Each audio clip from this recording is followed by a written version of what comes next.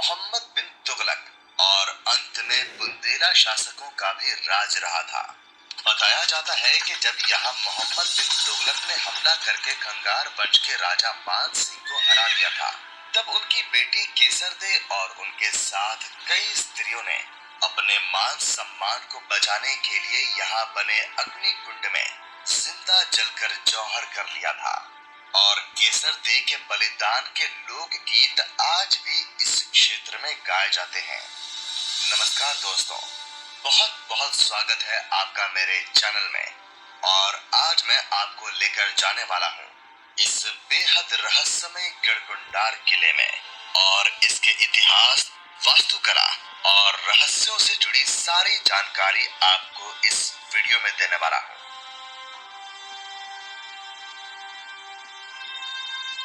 तो झांसी शहर से लगभग 43 किलोमीटर दूर गढ़कुंडार का किला मध्य प्रदेश के निवाड़ी जिले में स्थित है। कुंडार शब्द की उत्पत्ति कुंडर्क शब्द से हुई थी, जिसको कुंड और अर्क शब्द को मिलाकर बनाया गया है। कुंड का मतलब होता है तालाब और अर्क का मतलब होता है सूरज। कहा जाता है कि यहाँ स्थित तालाब में नहाने से चर्म रोग दूर हो जाते थे।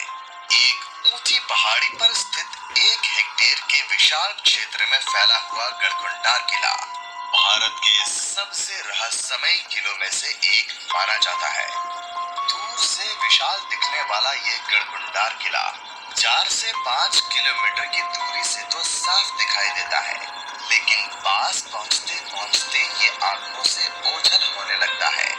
ये किला असल में चारों तरफ से छोटी छोटी पहाड़ियों से घिरा है और जैसे जैसे आप इसकी तरफ बढ़ेंगे आपको आसपास की पहाड़ियां बड़ी दिखने लगेंगी और किला उनके पीछे छिपता चला जाएगा, जिससे रास्ते से किला दूर से दिखता है।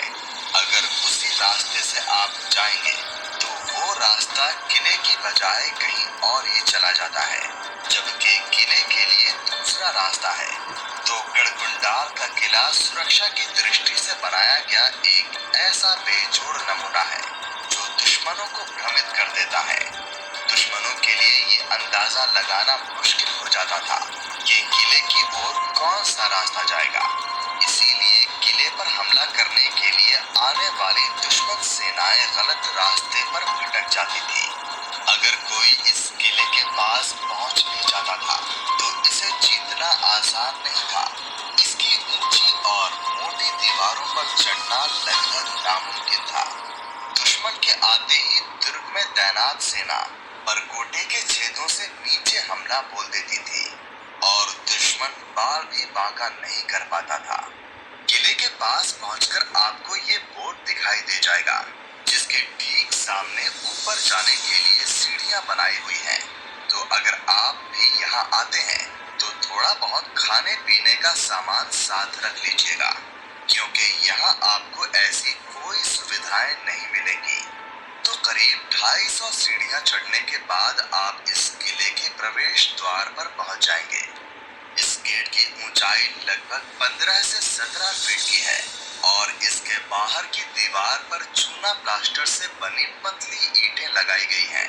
इसके बाईं ओर में एक ऊंचा सा सैनिक बुर्ज बनाया हुआ है, जिस पर हमेशा सैनिक तैनात रहते थे और इस किले में आने जाने वालों पर निगरानी रखा करते थे।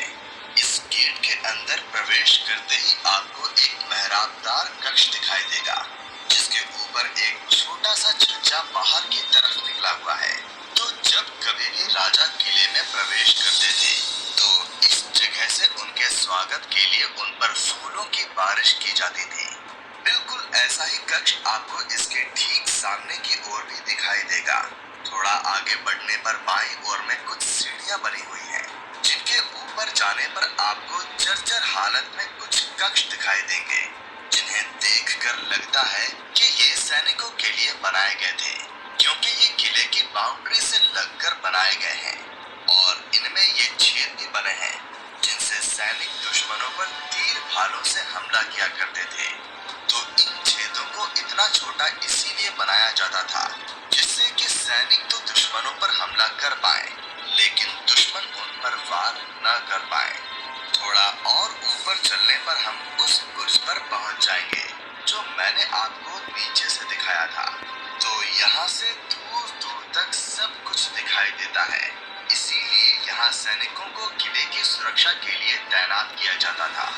मैं आपको बताना चाहूंगा कि ये किला 5 मंजिला है, जिसमें से 3 मंजिलें ऊपर हैं और बाकी की 2 मंजिलें भूमिगत यानी कि अंडरग्राउंड हैं। इन भूमिगत कक्षों में कुछ तहखाने हैं और इन्हीं तहखानों में छुपे हैं कुछ गहरे राज, जिनके बारे में हम आगे चलकर जानेंगे। इतिहास के जानकार बताते हैं कि यहाँ के राजाओं के पास सोने, चांदी, हीरे, जवाहरातों की कोई कमी नहीं रही। कहा जाता है कि इस किले में एक खजाने का रहस्य भी छुपा हुआ है, जिसे कई लोगों ने तलाशने की कोशिश की, लेकिन वो नाकाम रहे। यही नहीं, बल्कि कई लोगों की तो जान भी चली गई। तो चलते चलते मैं आपको बता देता हूँ कि इस किले पर अलग अलग वंश के कई शासकों का राज रहा था। चंदेल राजा यशोवर्मन ने 10वीं सदी में दक्षिणी पश्चिम बुंदेलखंड पर जीत हासिल करने के बाद इस किले का निर्माण करवाया था और फिर कई पीढ़ियों तक यहाँ चंदेल राजाओं का शासन रहा। लेकिन 1182 में पृथ्वीराज चौहान ने राजा परमार्दी देव को हराकर चंदेलों की राजधानी महोबा पर कब्जा कर लिया। इस जीत के फौरन बाद महोबा से लगभग 150 किलोमीटर दूर बना ये किला भी उनके कब्जे में आ गया। पृथ्वीराज चौहान ने तब अपने खास सेनापति खेत सिंह खंगार को गढ़कुंडार का किलेदार बना दिया। महाराजा खेत सिंह खंगार का जन्म 27 दिसंबर 1140 को जूनागढ़ नरेश महाराज रूढ़देव सिंह रावकर के यहाँ हुआ था, जो चूड़ासमा वंश के थे। चूड़ासमा वंश शौर्य, आदर्श और बलिदान का प्रतीक माना जाता था। 10 साल बाद सन 11